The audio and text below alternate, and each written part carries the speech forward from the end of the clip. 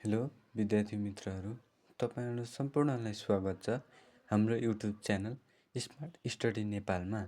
आज हामीले कक्षा 11को सामाजिक अध्ययनको एउटा नमुना प्रश्न पत्रलाई समाधान गरेर ल्याएका छौँ। उक्त समाधानसहितको भिडियो ल्याएर आज हामी तपाईँहरूमाझ उपस्थित भएका छौँ। अन्तिमसम्म हेरेर साथ दिनुहोला। म सशक्ति पढेर तपाईँहरूलाई सुनाउँछु कसरी उत्तर लेख्ने, कुन मार्क्समा कति उत्तर लेख्दा चाहिँ राम्रो हुन्छ भन्ने कुराको बारेमा पनि भन्छु म। तपाईँहरू राम्रोसँग नोटिस गर्नुहोला, यस प्रश्नलाई अध्ययन गर्नुहोला। तपाईँहरूको आउँदै गरेको इक्जामलाई पनि यसले सहयोग गर्नेछ भन्ने मलाई आशा छ। लागौँ आजको प्रश्नतर्फ। अति संक्षिप्त अन्तर्गत चाहिँ 11वटा प्रश्न सोध्छ, जसमा चाहिँ हामी एक मार्क्सको 11वटा प्रश्न सोध्छ। त्यस अन्तर्गत लागौँ। प्रश्न नम्बर 1, जीवन उपयोगी शिक्षा भन्नाले के बुझिन्छ? जीवन उपयोगी शिक्षा भनेको कुनै पनि मानिसले आफ्नो जीवनलाई प्रभावकारी, कुशल र सृजनात्मक बनाउनका लागि आवश्यक पर्ने शिक्षालाई जीवन उपयोगी शिक्षा भनिन्छ। यति लेख्दा हामीले चाहिँ 1 मार्क्स प्राप्त हुन्छ। अब लागौँ प्रश्न नम्बर 2तिर। प्रश्न नम्बर 2, अनलाइन भुक्तानी भनेको के हो? अनलाइन भुक्तानी भनेको कुनै पनि वस्तु तथा सेवा खरिद गरिसकेपछि भुक्तानी गर्नुपर्ने रकमलाई इन्टरनेटको माध्यमबाट आफ्नो खातामा भएको रकमलाई उक्त व्यक्तिको खातामा पठाइन्छ भने त्यसलाई अनलाइन भुक्तानी भनिन्छ। यो पनि सजिलो नै छ प्रश्न। अनौपचारिक कारोबार भन्नाले के बुझिन्छ? दर्ता नगरी, लाइसेन्स नलिई र कर नतिरी गरिने कारोबारलाई अनौपचारिक कारोबार भनिन्छ। प्रश्न नम्बर 3 थियो। र प्रश्न नम्बर 4मा सोधेको छ, ध्यानका 2वटा फाइदा लेख्नुहोस् भनेको छ। उत्तर लेख्दाखेरि तपाईँले एकदम राम्ररी लेख्नुपर्छ। सामाजिकमा चाहिँ नम्बर एक्ज्याक्ट आउँदैन, काटिन्छ। जसका कारण तपाईँले चाहिँ प्रश्नलाई लामो भन्दा प्रश्नले के खोजेको छ त्यही अनुसार लेख्नुहोला। ध्यानका 2वटा फाइदा यस प्रकार छन्: तनावको व्यवस्थापन गर्न, स्वस्थ रहन, सोचाइ शक्तिलाई बढाउन, अनुशासनमा रहन आदि। त्यसै गरी प्रश्न नम्बर 5मा रहेको छ, विप्रेषण भनेको के हो? हाम्रा सबै युवाहरू पनि विदेशमै हुनुहुन्छ, आमा बुबा विदेशमा हुनुहुन्छ। विप्रेषण चाहिँ हामीले जान्नुपर्ने कुरा हो है। विदेशमा रहेका नेपालीले आफ्ना घर परिवारलाई पठाउने रकमलाई विप्रेषण भनिन्छ। त्यसै गरी प्रश्न नम्बर 6मा सोधेको छ, कर्णाली प्रदेशको जनसङ्ख्या कम र बागमती प्रदेशको जनसङ्ख्या बढी हुनुका 2 कारणहरू लेख्नुहोस् भनेको छ। कर्णाली प्रदेशको जनसङ्ख्या कम र बागमती प्रदेशको जनसङ्ख्या बढी हुनुका 2 कारण यस प्रकार छन्। कर्णाली प्रदेशमा कम हुनुका कारण भौगोलिक विकटता, आधारभूत आवश्यकता परिपूर्तिमा कठिनाइ। त्यसै गरी बागमती प्रदेशको जनसङ्ख्या बढी हुनुको कारण रोजगारीका अवसर सिर्जना हुनु, आधारभूत आवश्यकता परिपूर्ति हुनु। त्यसै गरी प्रश्न नम्बर 7मा सोधेको छ, वर्तमान समयमा डिजिटल एप्लिकेसनबाट लिन सकिने फाइदाहरू के हुन्? उत्तर, वर्तमान समयमा डिजिटल एप्लिकेसनबाट लिन सकिने फाइदाहरू यस प्रकार छन्: शिक्षण सिकाइलाई सहज बनाउन, खानाको परिकार बनाउन, घरमै बसेर व्यवसाय गर्न। मलेसियामा धेरै गर्मी र दैनिक वर्षा हुन्छ, कारण दिनुहोस् भनेको छ। मलेसियामा धेरै गर्मी र दैनिक वर्षा हुन्छ किनभने मलेसिया भूमध्य रेखाको सिधा पर्ने भएकाले तथा समुद्रको वरिपरि घेरिएकाले मलेसियामा धेरै गर्मी र धेरै वर्षा हुन्छ। त्यसै गरी प्रश्न नम्बर 9मा सोधिएको छ, ई-स्वास्थ्य भन्नाले के बुझिन्छ? उत्तर, इन्टरनेट, कम्प्युटर र मोबाइल जस्ता उपकरणबाट दिइने स्वास्थ्य सेवालाई नै ई-स्वास्थ्य भनिन्छ। तपाईँको विचारमा दलितका कुनै 2 समस्या लेख्नुहोस् भनेर प्रश्न नम्बर 10ले सोधेको छ। मेरो विचारमा दलितका समस्या यस प्रकार छन्: आईमा छ खुलेर आवाज उठाउन नपाउने, आईमा छ छुवाछुत सम्बन्धी भेदभाव छ, आईमा छ विद्यालय लगायतका शैक्षिक गतिविधिमा संलग्न नहुने। त्यसै गरी आईबीमा छ आर्थिक समस्या पनि हुन्छ। त्यसै गरी प्रश्न नम्बर 11मा सोधिएको छ, खुल्ला सिमानाबाट हुने 2 बेफाइदा के हुन्? खुल्ला सिमानाबाट हुने 2 बेफाइदा यस प्रकार छन्: मानव बीचविखनको समस्या, अवैध रूपमा हात-हतियार र लागु पदार्थ ओसार पसार, हत्या हिंसाका घटना वृद्धि। अति छोटा प्रश्न 11वटा आउँछन्, जसमा चाहिँ हामीले यति लेख्दा चाहिँ हामीलाई 11 मार्क्स पाउने चाहिँ हामीले चान्स धेरै हुन्छ। हामीले चाहिँ कुनै पनि प्रश्नलाई छोड्नु हुँदैन, सकेसम्म बुझेर लेख्नुपर्छ। छोटो उत्तर भ्याइसक्यौँ। अब चाहिँ हामीलाई चाहिँ 8वटा क्वेसन चाहिँ 5 मार्क्समा सोध्छ। उक्त क्वेसन चाहिँ 12 नम्बरबाट सुरुवात हुन्छ। अब लागौँ छोटा उत्तर आउने प्रश्नतिर। 12 नम्बरमा सोधेको छ, सामाजिक अध्ययनको विषयलाई किन बहुआयामिक मानिएको हो? सामाजिक अध्ययन भनेको समाजमा रहेका सामाजिक, आर्थिक, राजनीतिक, सांस्कृतिक लगायतका सम्पूर्ण पक्षमा सकारात्मक परिवर्तनका लागि अवलम्बन गरिने अभ्यास वा प्रक्रियालाई सामाजिक अध्ययन भनिन्छ। सामाजिक अध्ययन एक बहुआयामिक विषय हो किनकि सामाजिक अध्ययनले समाजको सकारात्मक विकासका लागि समाजमा रहेका सम्पूर्ण आयामहरूलाई विज्ञानसँग तुलना गरी प्रभावकारी र विकसित बनाउँछ। सामाजिक अध्ययनले समाजको विकासका लागि समाजमा रहेका बहुआयामलाई प्रश्नसँग व्याख्या, विश्लेषण, खोज, अनुसन्धान गरी निष्कर्षसहित प्रयोगमा ल्याउन सहयोग गर्दछ। यसले यसका आयामहरूलाई कुनै पनि देशको कानुनले जे भन्छ नागरिकले सोही अनुसार अघि बढ्छन्। हो, यो पनि त्यस्तै हो। सामाजिक अध्ययनका आयामहरू इतिहास, समाजशास्त्र, राजनीतिक शास्त्र, भूगोल, वातावरण, जनसङ्ख्या, राजनीतिशास्त्र, अर्थशास्त्र लगायतका क्षेत्रहरू पर्दछन्। सामाजिक अध्ययनका आयामहरू बहुआयाम भए पनि यसको मुख्य उद्देश्य भनेको समाजलाई परिवर्तन गर्नु, समाजलाई विकसित बनाउनु, समाजको मुहारमा सकारात्मक परिवर्तन गर्नु हो। एक बहुआयामिक विषय हो। आजको विश्व परिवर्तन, विकास र आधुनिक युगको सुरुवात हुनु यसको मुख्य योगदान हो। यसले हामीलाई सृजनशील, खोज, अनुसन्धान र विकासका लागि योगदान पुर्याउँछ। त्यसैले सामाजिक एक क्षेत्रमा मात्र लागू नहुने भएर यो समाजका हरेक काम कारबाहीमा लागू हुन्छ, जसका कारण यसलाई बहुआयामिक विषय भनिएको हो। हामीले लामो अथवा अति संक्षिप्त वा लामो प्रश्नहरूको उत्तर लेख्दा परिभाषा, त्यसपछि बिचमा प्रश्नले जे मागेको छ त्यो लेख्ने र अन्तिममा निष्कर्षसहित अन्त्य गर्दा चाहिँ हामीलाई चाहिँ मार्क्स राम्रो आउने सम्भावना धेरै हुन्छ। त्यसै गरी प्रश्न नम्बर 13तिर लागौँ। साइबर अपराध अन्तर्गत कस्ता कार्यहरू पर्दछन्? बुदागत रूपमा लेख्नुहोस् भनेको छ।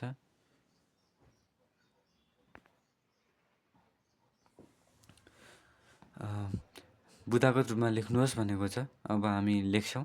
पहिला चाहिँ परिचयबाट नै सुरुवात गर्ने, बिचमा चाहिँ प्रश्नले मागेको लेख्ने र अन्तिममा चाहिँ निष्कर्षसहित लेख्नुपर्छ। त्यसैले हामीले चाहिँ यसै गरेर नै प्रश्नहरूको उत्तर दिएका छौँ। विद्युतीय उपकरण, कम्प्युटर, ल्यापटप र मोबाइलको प्रयोग गरी कसैको अनुमति बिना अनाधिकृत रूपमा गोप्य सूचना, डाटा, आइडी र अन्य महत्त्वपूर्ण कागज इन्टरनेटका माध्यमबाट चोरी गर्ने अपराधी कामलाई साइबर अपराध भनिन्छ। साइबर अपराध अन्तर्गत पर्ने 5 कार्य यस प्रकार छन्: ह्याकिङ, फिक्सिङ, अनलाइन ठगी, डाटा चोरी, साइबर बुलिङ जस्ता चाहिँ साइबर अपराध अन्तर्गत पर्ने कार्यहरू हुन्। निष्कर्षमा चाहिँ साइबर अपराध जल्दो बल्दो एक ठुलो र हानिकारक समस्या हो, जसका कारण सयौँ मानिसहरू समस्यामा परेका छन्। यसले गर्दा मानिसलाई विभिन्न खालका समस्याका साथसाथै आत्महत्या गरेका घटना पनि अवगत नै छ। त्यसैले हामीले साइबर अपराधबाट जोगिनका लागि आफू र आफ्नो समाजमा सचेतना जगाउनु पर्दछ। अब लागौँ प्रश्न नम्बर 14तिर। अन्तर्वैयक्तिक सम्बन्ध सुधारका लागि उपायहरू लेख्नुहोस् भनेको छ। हामीले चाहिँ पहिला परिभाषा, त्यसपछि प्रश्न सोधेको कुरा र अन्त्यमा चाहिँ हामीले निष्कर्षसहित चाहिँ प्रश्नको अन्त्य गर्नुपर्दछ। यस्तो गर्दा चाहिँ हामीलाई राम्रो मार्क्स आउने चाहिँ हाम्रो सम्भावना चाहिँ धेरै हुन्छ। त्यसैले चाहिँ हामीले यसरी लेख्नुपर्छ: 2 वा 2 भन्दा बढी व्यक्तिहरू बिचमा हुने आपसी सम्बन्ध, व्यवहार र सम्पर्कलाई अन्तर्वैयक्तिक सम्बन्ध भनिन्छ। अन्तर्वैयक्तिक सम्बन्ध सुधार गर्ने उपाय यस प्रकार छन्: एक आपसमा राम्रा कुराकानी, व्यवहार र भावनाको साटासाट गर्ने, एक आपसमा विश्वासको भावना कायम गर्ने, साझेदारी र सम्मान गर्ने, सहयोग र साथ बढाउने, सकारात्मक सोच्ने, इमान्दारिता र सत्य बोल्ने, विवादलाई शान्तिपूर्ण रूपमा समाधान गर्ने। यस्तो गरेमा चाहिँ अन्तर्वैयक्तिक सम्बन्ध सुधार हुन्छ। अन्तर्वैयक्तिक सिप जीवन जिउने एक आधार हो। यसले मानिसलाई दुःख पर्दा साथ सहयोगले समाधान गर्दछ भने दुःखमा भावना साट्न सहयोग गर्दछ। त्यसको अर्थ विकास गर्नुहुन्छ। त्यसै गरी लागौँ प्रश्न नम्बर 15तिर। ढुङ्गे युगको समाजमा रहेका विशेषताहरू लेख्नुहोस् भनेको छ। उत्तर, मानव सभ्यताको इतिहासको प्रारम्भिक समय ढुङ्गे युग हो। यस युगमा ढुङ्गाको औजारको प्रयोग हुने भएकाले यस युगलाई ढुङ्गे युग भनिन्छ। ढुङ्गे युगका विशेषता यस प्रकार छन्। मानिसहरू ढुङ्गाबाट बनाएका औजार र हात हतियारको प्रयोग गर्थे। शिकार र फलफुल सङ्कलन उनीहरूको मुख्य जीविकोपार्जन थियो। गुफा र झुपडीमा बस्थे। आगोको खोज र प्रयोग भएको युग। मानिसहरू घुमन्ते जीवन बिताउँथे। कपडाको सट्टा जनावरको छाला प्रयोग गर्थे। सानो सानो समूह बनाएर बसोबास गर्थे। ढुङ्गे युगलाई मानव इतिहासको पहिलो युग मानिन्छ। यस युगमा ढुङ्गो मुख्य हात हतियार थियो। त्यसै गरी प्रश्न नम्बर 16तिर लागौँ। हिमाल, पहाड र तराई प्रदेश बिचको भिन्नता लेख्नुहोस् भनेको छ। नेपाललाई चाहिँ भौगोलिक रूपमा हिमाल, पहाड र तराई प्रदेशमा विभाजन गरिएको छ। यी तीन प्रदेश अनुसार चाहिँ आफ्नै रीतिरिवाज, चालचलन, अर्थतन्त्र फरक फरक रहेको छ। यस प्रश्नको उत्तरतिर जाऊँ। नेपाललाई भौगोलिक रूपमा हिमाल, पहाड र तराई गरी 3 प्रदेशमा विभाजन गरिएको छ। यी प्रदेशहरूको भौगोलिक अवस्था, मौसम, जनसङ्ख्या र अर्थतन्त्र फरक फरक छ। यी 3 प्रदेशको भौगोलिक भिन्नता यस प्रकार छ। हिमाल उत्तर अवस्थित उच्च पहाडी भूभाग, धेरै चिसो र हिउँपात बढी, जनसङ्ख्यामा कमी, अर्थतन्त्र पशुपालन, जडीबुटी, पर्यटन जस्ता चाहिँ हिमाली क्षेत्रको अर्थतन्त्रमा सञ्चालन हुने आर्थिक क्रियाकलाप हुन्। त्यसै गरी पहाडी प्रदेश, हिमाल र तराईको बिचमा अवस्थित प्रदेश पहाडी प्रदेश हो। यसमा चाहिँ समशीतोष्ण मौसमी हावापानी पाइन्छ। जनसङ्ख्या चाहिँ हिमाली जस्तो कम र पहाडी जस्तो तराईको जस्तो अधिक हुँदैन, मध्यम खालको हुन्छ। अर्थतन्त्र खेतीपाती, सानो उद्योग, पशुपालन आदि।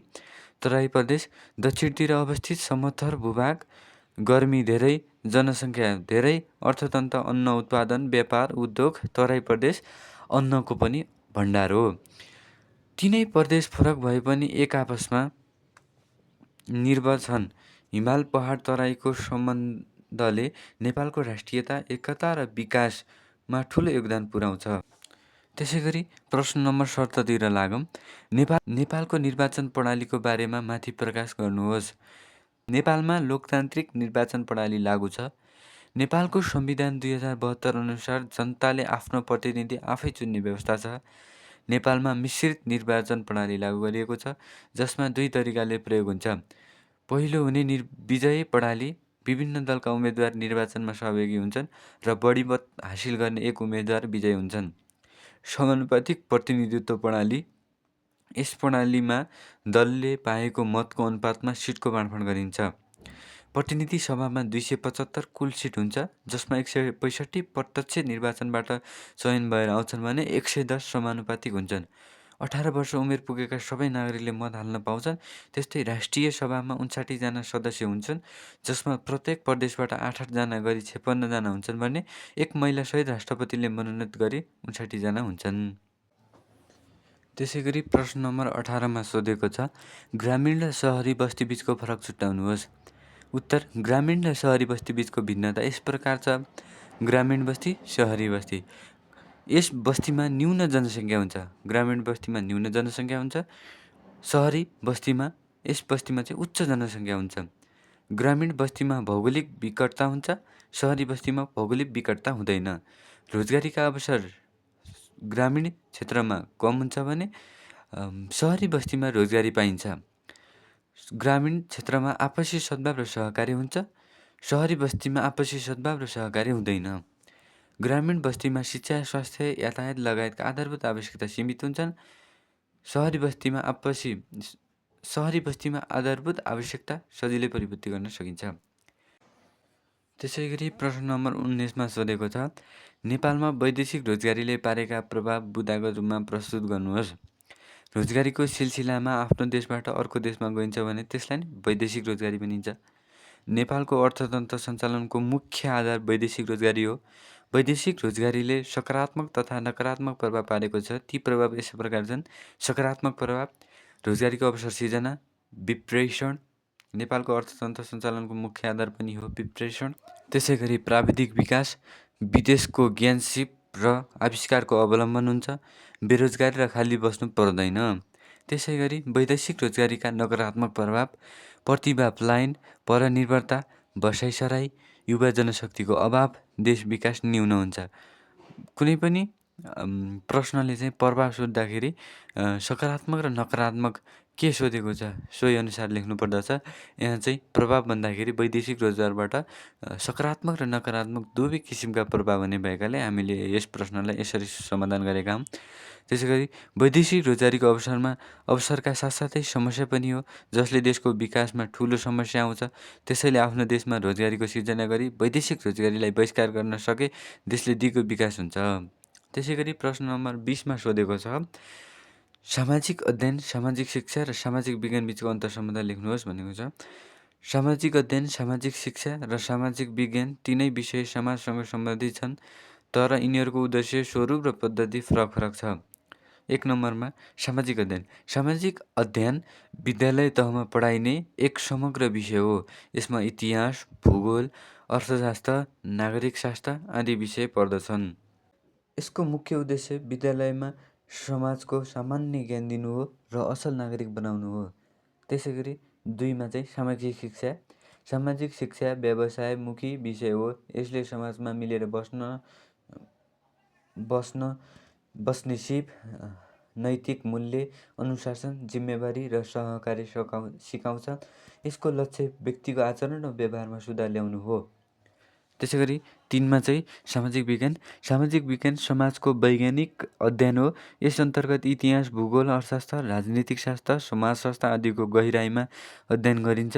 यसले समाजको समस्या र संरचनाको विश्लेषण गर्छ। समग्रमा यिनीहरूबीचको अन्तर सम्बन्ध: सामाजिक विज्ञान सैद्धान्तिक र वैज्ञानिक आधार हो। सामाजिक अध्ययन विद्यालय स्तरमा सोही विषयहरूको समग्र प्रस्तुति हो। सामाजिक शिक्षा ती ज्ञानलाई व्यवहारमा उतार्ने प्रक्रिया हो। सामाजिक अध्ययनले समाजको सकारात्मक र नकारात्मक पक्षको अध्ययन गर्दछ भने सामाजिक विज्ञानले कुनै पनि गहिरो अध्ययनबाट उक्त कुरालाई प्रमाणित गर्दछ र सामाजिक शिक्षाले उक्त अनुसन्धानबाट प्राप्त परिमाणलाई प्रयोगमा ल्याउँछ।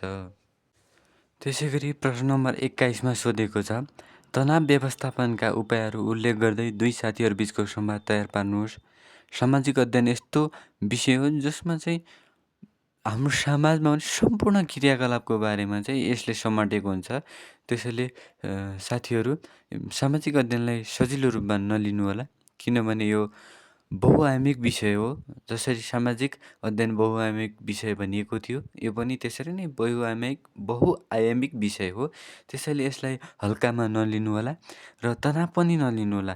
यो विषय हजुरहरूले सानो अध्ययनले पनि ठुलो रूपमा चाहिँ मार्क्स ल्याउन सक्नुहुन्छ। त्यसैले अध्ययन गर्न नछोड्नु होला। अब लागौँ प्रश्न नम्बर 21को उत्तरतिर। यसमा चाहिँ के भनेको छ, संवाद लेख्नुहोस् भनेको छ। संवादको सुरुवात कसरी गर्ने र अन्त्य कसरी गर्ने भन्ने कुरा पनि जानिराख्नु होला।